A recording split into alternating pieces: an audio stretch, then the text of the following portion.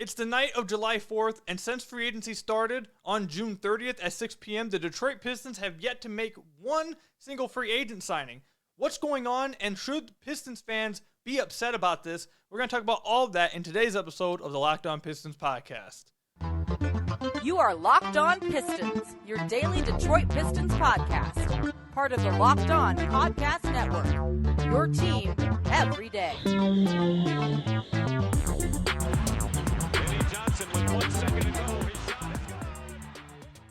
What's the deal? Welcome back to another episode of the Locked On Pistons podcast. Per usual, I'm your host, Kuka Hill. You can find me over on Twitter at Kuka Hill. I want to thank you guys for making Locked On Pistons your first listen of every single day. We're free and available on all your podcast platforms. And if you haven't already, head to the YouTube channel, hit that subscribe button, or leave us a 5-star review on whatever podcast platform you're listening to this on. That's another great way to support the podcast. And today's episode is brought to you by FanDuel Sportsbook, the official sportsbook of Locked On. Make every moment more. Visit FanDuel.com/LockedOn today to get started.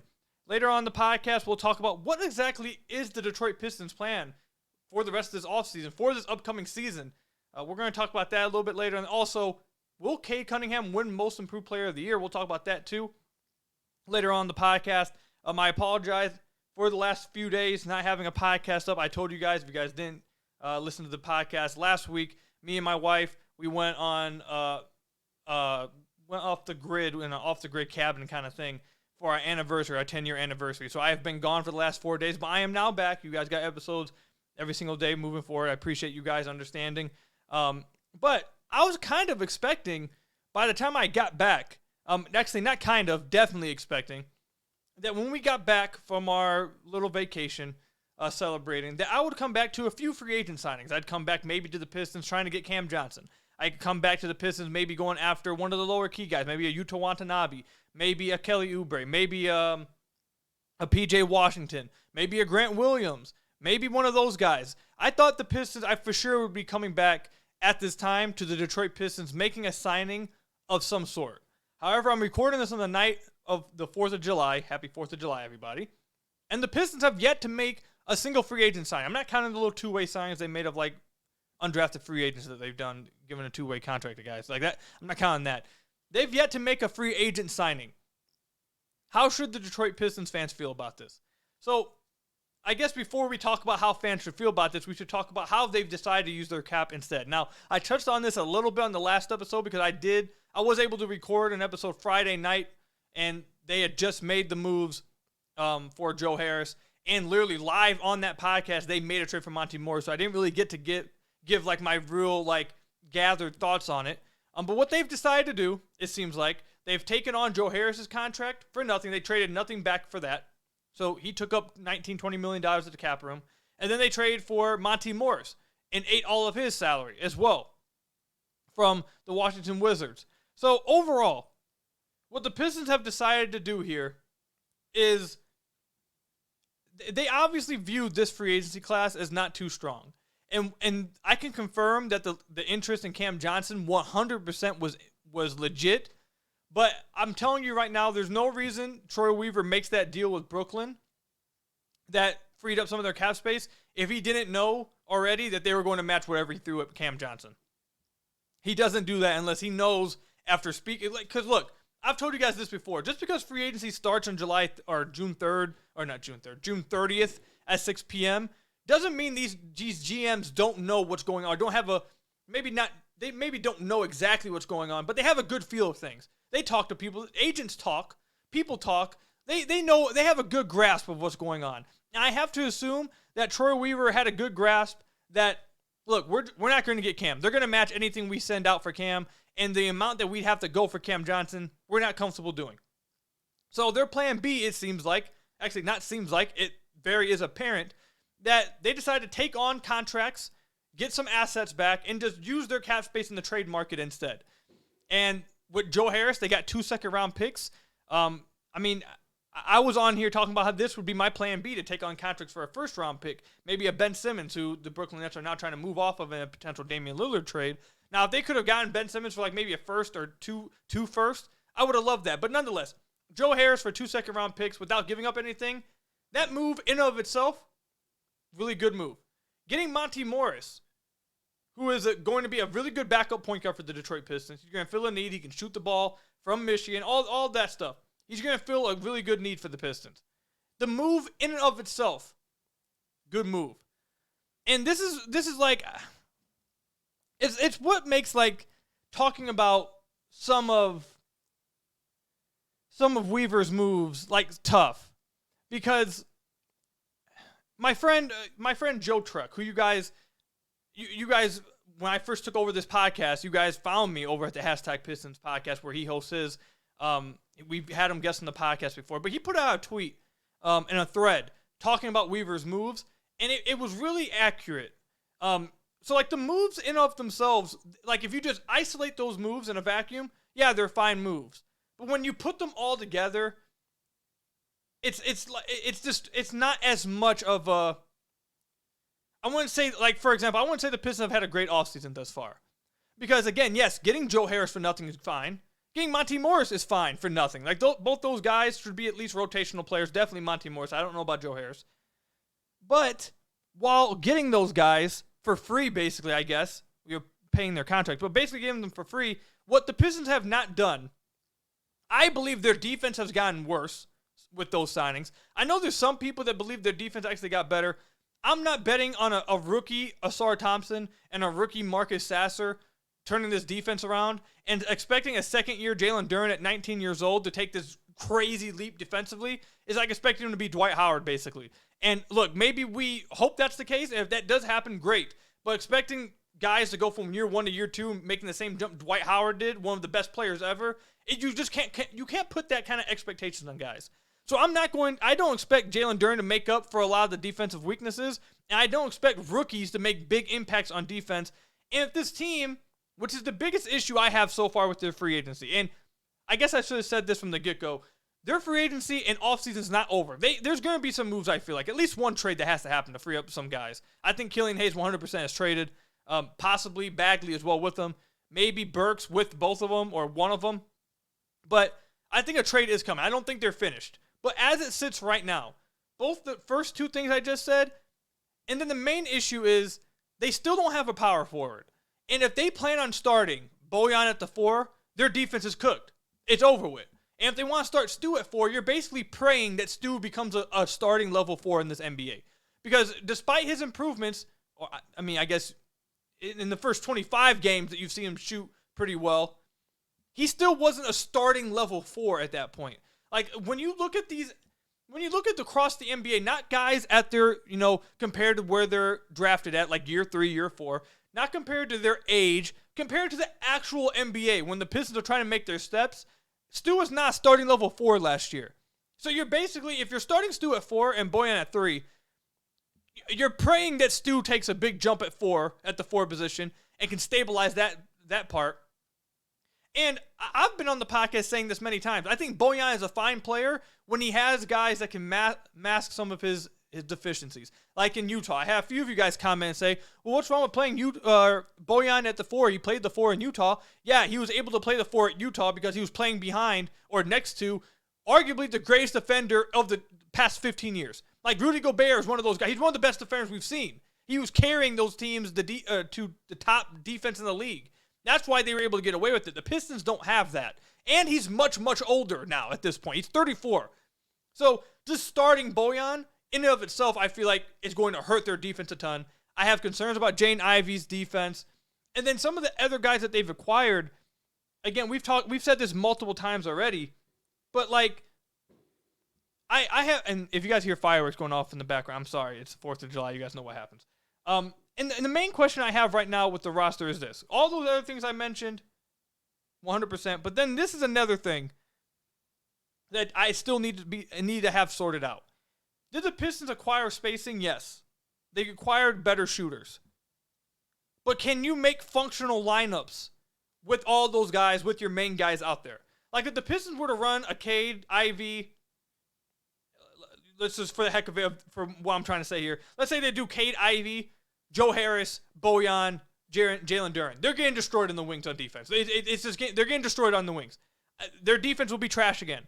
Can they run a lineup with Burks, Bojan, and Harris? Can they run a lineup with both Burks and Bojan and get away with it on defense? Can they run Bojan and Harris together and get away with it on defense? Are they going to run Bagley at all? Can they run Bagley with Bojan or Bagley with Harris and get away with it? I think if they make a trade that maybe gets rid of Bagley and Killian Hayes, or Killian Hayes and Burks, or Burks and Bagley, and then acquire a starting four, I feel a lot better about all of this. Because a starting four puts it all together.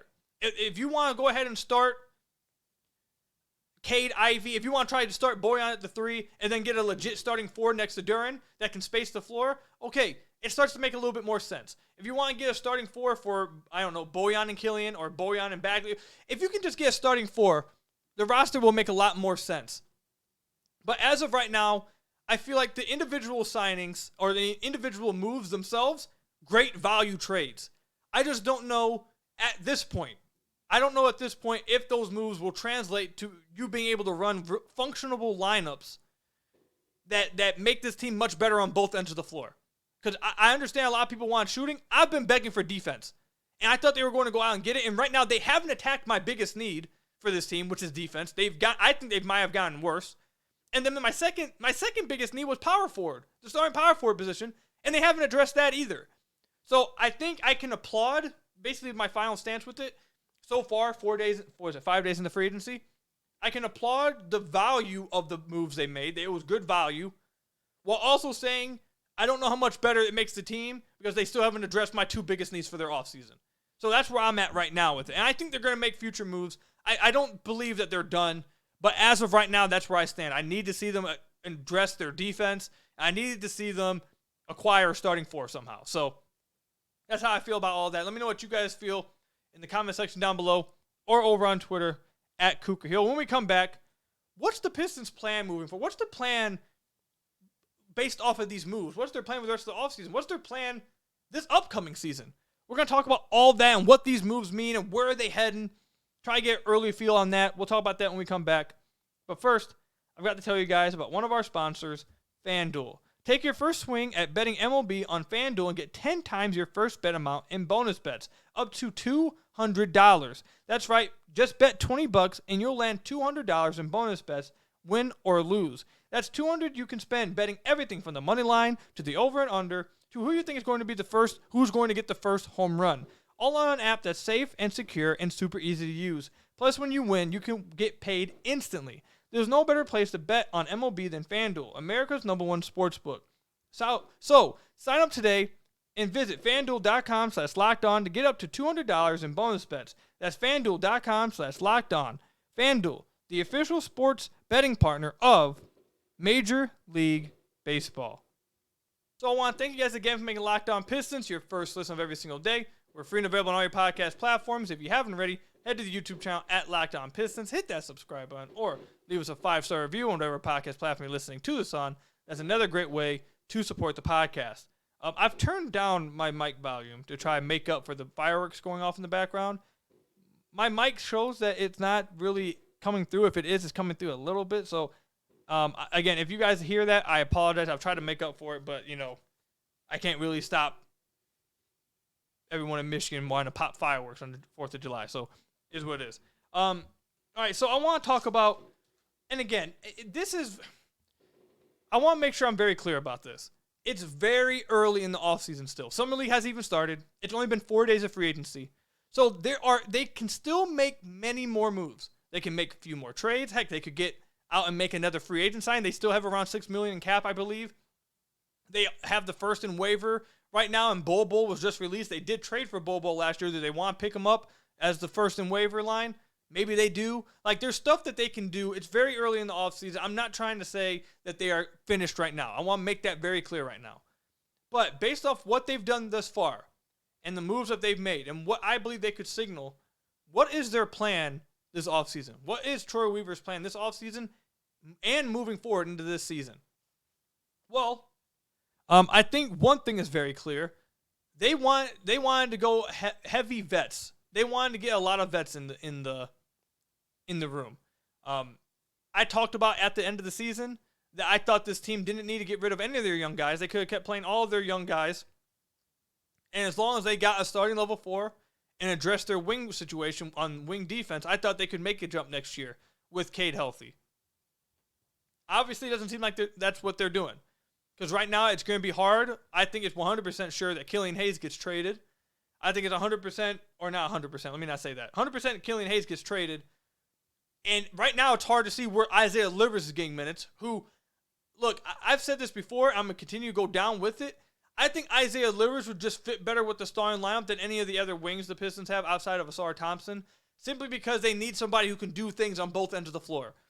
Again, Bojan brings incredible value offensively, but his defense is so bad at this age that I just don't know if it's like a net positive on this team. On any other team that has like a functional defense and older guys, yes, I think he would be fine. But on this team, I just don't know. I don't know if that's the case. I don't know if his spacing is worth it, basically. Joe Harris, same thing. If you want to count Alec Burks, I think Alec Burks a little bit more. You can get away with it a little bit more, but I don't consider Alec Burks a wing anyway. So Isaiah Livers, I want him to get mega minutes because I think he fits the best right now with what you need next to Cade, what you need next to Ivy, what you need next to Asar. I think he's the best fit. I hope he gets a lot of minutes, but right now it looks hard to try to find him minutes.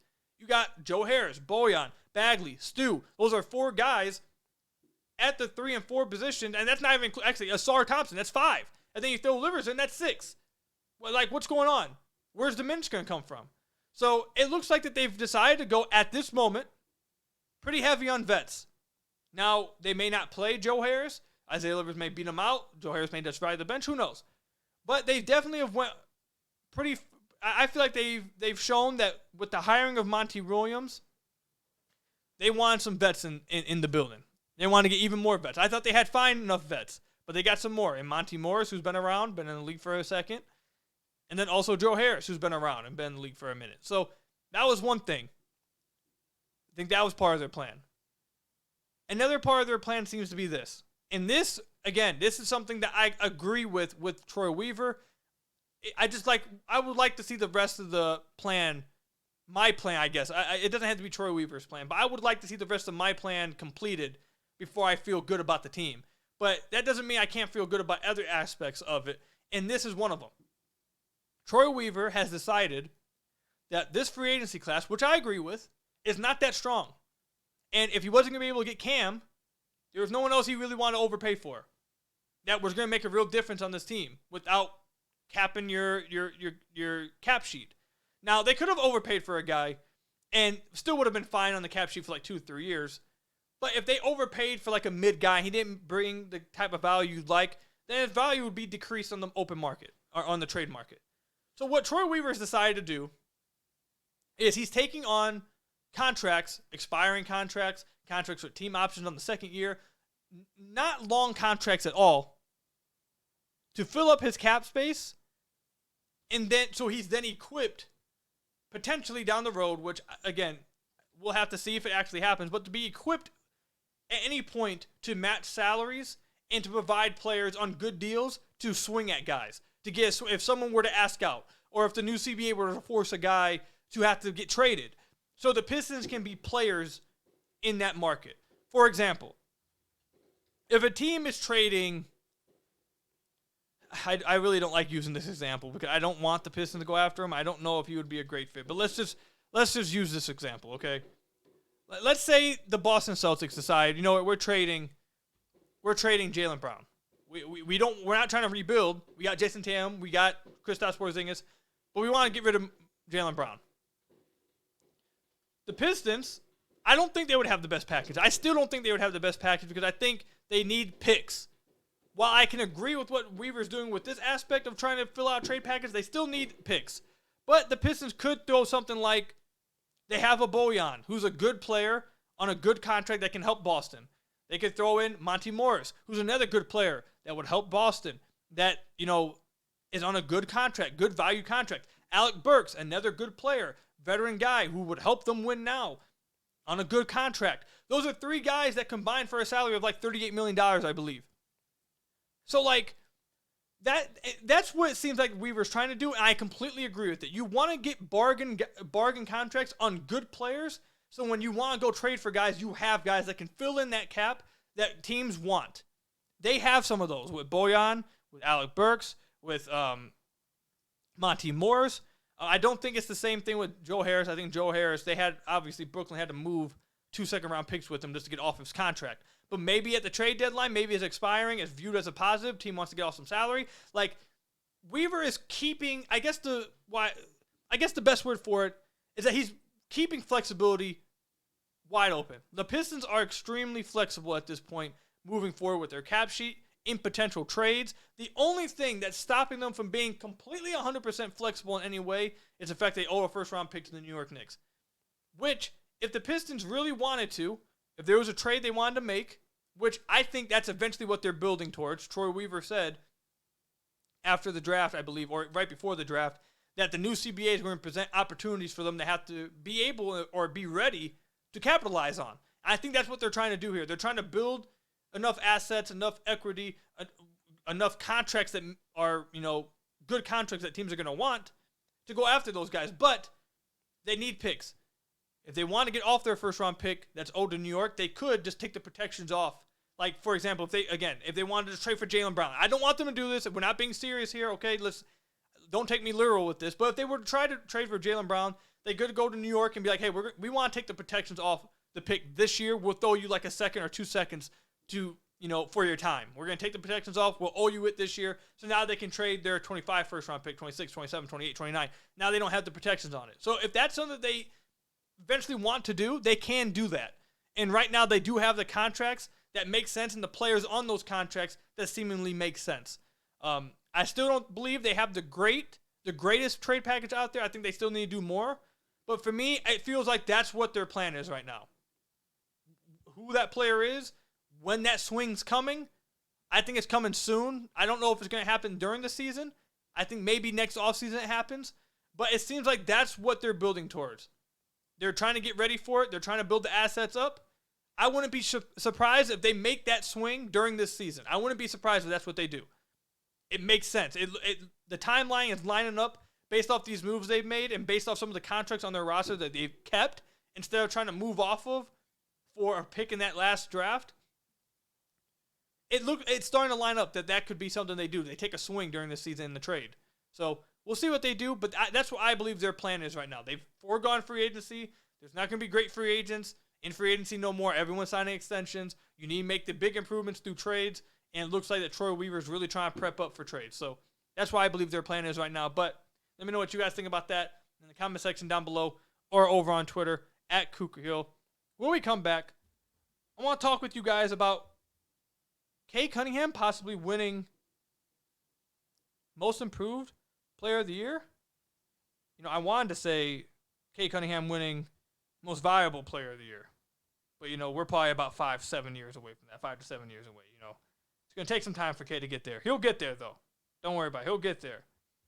But can Cade win Most Improved Player of the Year this upcoming season? We'll talk about that when we come back. But first, you guys got to hear from some of our lovely sponsors. So I want to thank you guys again for making Locked On Pistons your first listen of every single day. We're free and available on all your podcast platforms. If you haven't already, head to the YouTube channel at Locked On Pistons. Hit that subscribe button or leave us a 5-star review on whatever podcast platform you're listening to this on. That's another great way to support the podcast. So, our friends over at FanDuel. This podcast is sponsored by FanDuel, this episode. Our friends over at FanDuel have the betting favorites for Most Improved Player of the Year next year right now.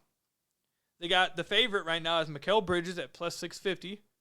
And coming in at second place is our guy, our face of the franchise, Cade Cunningham at plus 1,200. So, can Cade win Most Improved Player of the Year next year? Yes. And honestly, I think he should be the overall favorite. I think he should be easily the favorite here. I think he's going to do it. Like, I almost want to make the prediction right now that he wins Most Improved Player of the Year next year. And you're probably asking, well, cool, why do you think he's going to win Most Improved Player of the Year? Well, because Cade only played 12 games this past season. Everyone's forgotten about Cade. Everyone's forgotten about Cade. They talk like Cade doesn't exist. And because, let me just read this for you guys real quick.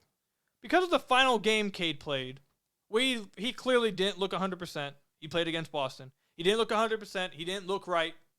Because of his last game against Boston, his overall 12 games this past season don't look as good.